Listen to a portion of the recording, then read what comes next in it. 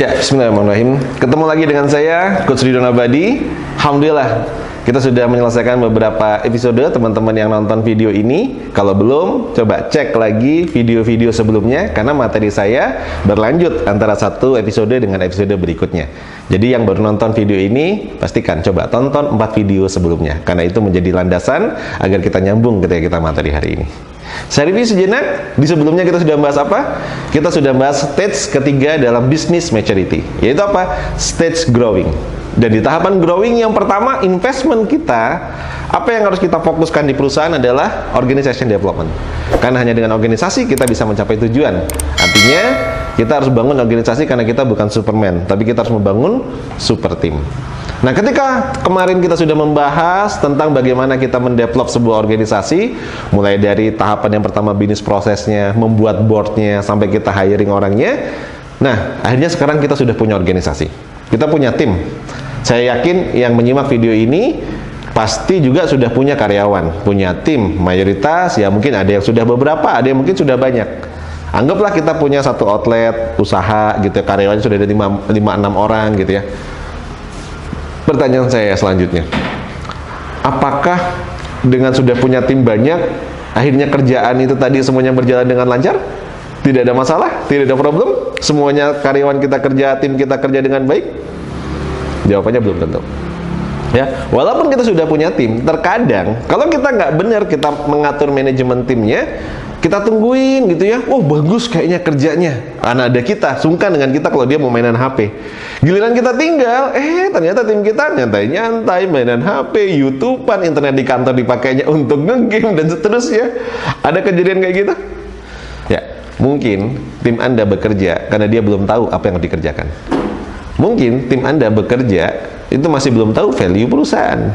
Mungkin tim Anda bekerja tanpa ngerti sebenarnya apa yang harus dia capai dan dia laporkan kepada Anda. Sehingga kalau ada tim yang tidak baik bekerjanya, bukan salah timnya sebenarnya, tapi salah leadernya.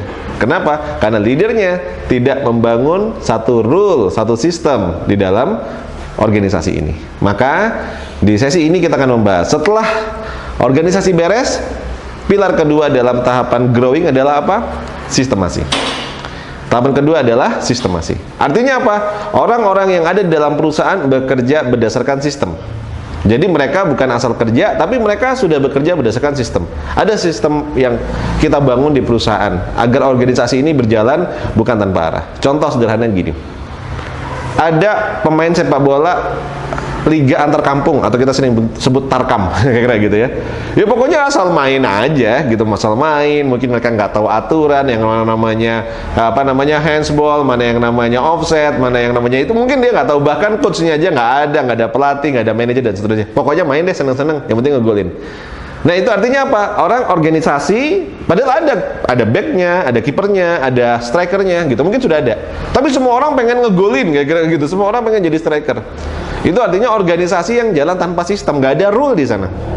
Bandingkan dengan kalau kita ngelihat mungkin tim sepak bola yang sudah profesional, ya, misalnya AC Milan gitu ya. Wah, itu kan berarti sudah ada manajernya, sudah ada coachnya di sana, sudah ada timnya, kaptennya dan seterusnya, dan mereka bermain dengan sangat profesional karena mereka tahu rule of the game-nya.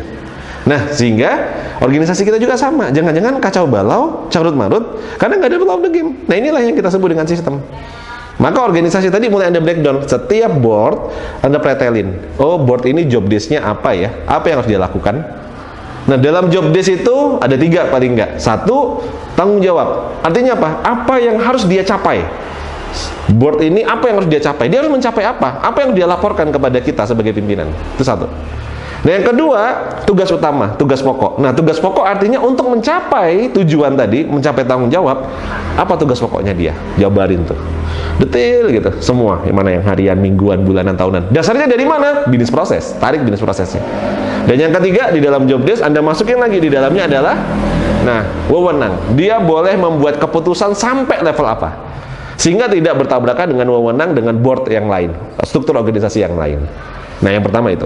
Jadi dalam sistemasi, setelah Anda punya struktur tadi, maka mulai dulu dari mana? Mulai dari membangun job desk-nya. Buat job desk-nya. Jadi setiap orang tahu, oh tanggung jawab saya apa, tugas pokok yang harus saya kerjakan apa, baik itu harian, mingguan, bulanan, tahunan, atau yang insidentil, dan apa wewenang yang boleh saya ambil keputusannya. Nah, Anda buat di sana.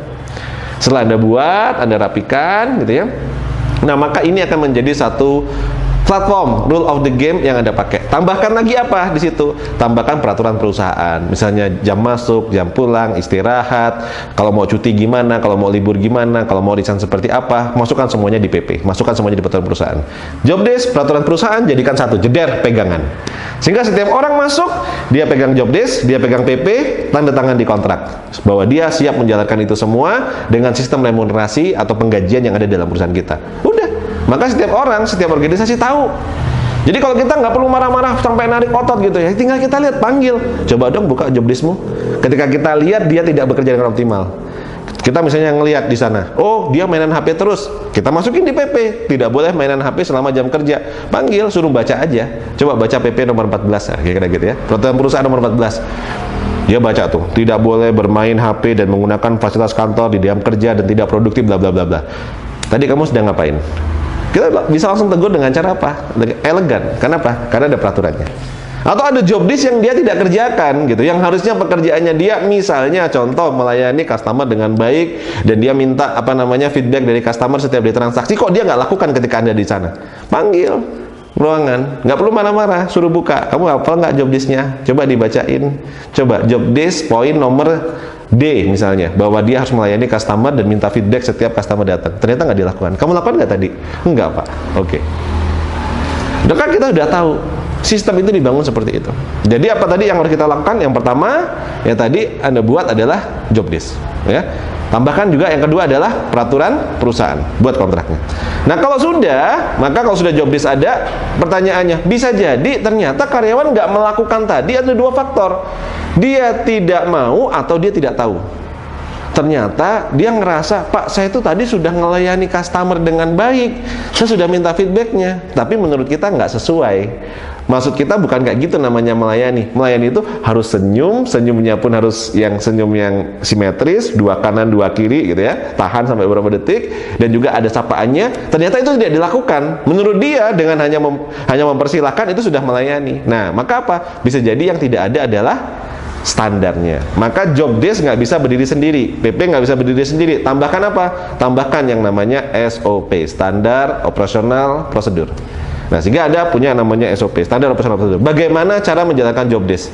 Jadi ketika satu orang karyawan dia megang job desk, isinya ada 50 item, maka Anda harus beri dia 50 SOP-nya. Anda kasih dia bagaimana menjalankan 50 hal itu. Pertanyaan saya, sudah dilakukan belum? Apakah karyawan Anda sudah punya job desk? Apakah karyawan Anda sudah Anda bekali dengan peraturan perusahaan? Apakah sudah Anda buatkan SOP-nya untuk dia mengerjakan semua itu dengan benar? Kalau jawabannya belum, wajar nggak kalau masih berantakan kerjaannya? Wajar nggak kalau masih banyak kerjaan yang belum optimal dikerjakannya? Wajar nggak kalau karyawan mengerjakan dengan caranya masing-masing dan belum ada standarisasi? So, ayo sahabat Wungsa yang luar biasa, teman-teman tangan di atas yang ada di seluruh Indonesia, ayo mulai kita rapikan job desk-nya, kita rapikan peraturan perusahaan, kita susun SOP-nya, training, latih, training, latih, training, latih, dan pastikan itu dijalankan. Dengan demikian, maka Anda sudah masuk di stage yang kedua, di dalam membangun level yang tadi, growing. Ada organisasinya, ada sistemnya. Maka insya Allah perusahaan Anda akan jauh berjalan dengan lebih tertata, lebih baik lagi, dan lebih luar biasa lagi. Tapi belum selesai. Kita akan bahas lagi, karena masih ada PR berikutnya di pertemuan yang berikutnya, episode berikutnya. Maka pantengin terus TDA TV dan ketemu lagi dengan saya di episode berikutnya, karena berikutnya pasti akan lebih seru lagi. Sampai ketemu lagi. Dan yang keempat ini adalah controlling. Ini levelnya supervisor atau supervisi. Nah, supervisor atau supervisi bekali dengan dua hal, kasih dia metrik. Apa yang dicapai, ya? Lag measure-nya apa? Lead measure yang sudah harus dia lakukan apa saja? Nah, Anda teman-teman harus bisa membreakdown itu. Kasih tahu, oh, job desk-nya ini. Nah, di dalam job desk itu tambahkan. Misalnya tambahkan apa? Ada namanya KPI.